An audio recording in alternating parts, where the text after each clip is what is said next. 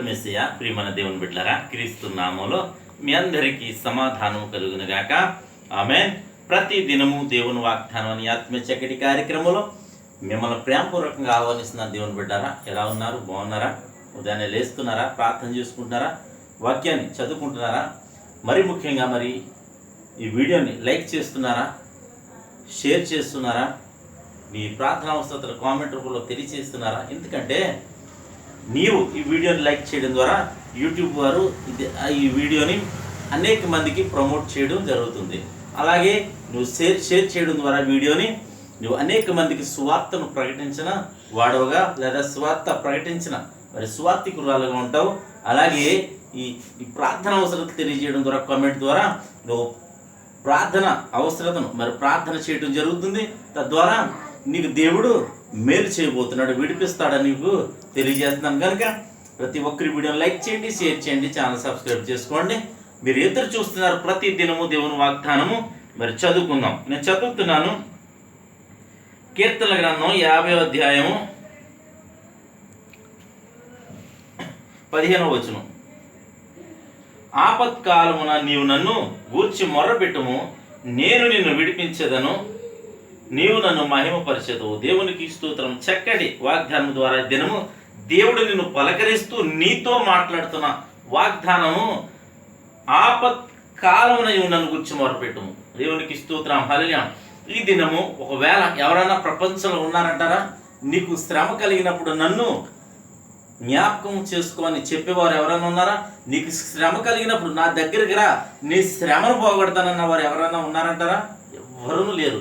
ఒకే ఒక్క దేవుడు, ఆయనే నేను ప్రకటిస్తున్నా నజరేయుడని యేసు క్రీస్తు. ఒకవేళ మనుషులు మాట వరుసకి నీకు ఏ ఇబ్బంది వచ్చినా నాకు ఫోన్ చేయని కానీ, లేదా నన్ను సంప్రదించు, నేను నీకు తగిన మేలు చేస్తానని ఒకవేళ చెప్పినప్పటికీ వాళ్ళైనా తప్పిపోతారేమో, కానీ నా దేవుడు, నేను ప్రకటిస్తున్న యేసయ్య, ఆయన మాట ఇచ్చి తప్పని దేవుడు. కనుక ప్రియమైన దేవుని బిడ్డలారా, ప్రతి ఒక్కరును ధైర్యం. ఎందుకంటే ఇంకో వాగ్దానం ఏముంటుందంటే, నా యొద్దకు వచ్చి వారు నేను ఎంత మాత్రమును త్రోసివేయను అని వాగ్దానం చేశాడు. కనుక నీకు ఆపద కలిగినప్పుడు, నాకు ఆపద కలిగినప్పుడు, అందరికీ ఆపద కలిగినప్పుడు ఎవరికి మొరపెట్టాలంటే దేవునికి, యేసయ్యకు నువ్వు మొరపెట్టినప్పుడట ఆయన మనలను విడిపిస్తానంటున్నాడు. ఈ దినము నిన్ను విడిపిస్తానంటున్నాడు.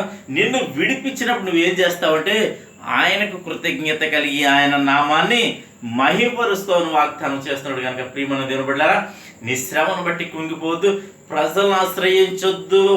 మనుషులను ఆశ్రయించడం కంటే యెహోవాను ఆశ్రయించడం మేలు అనే వాగ్దానాలు మనకు ఉన్నాయి. కనుక పరిశుద్ధ గ్రంథంలో మీరు యేసయ్యను ఆశ్రయించండి. యేసయ్యకు ఆపత్కాలంలో ప్రార్థన చేయండి.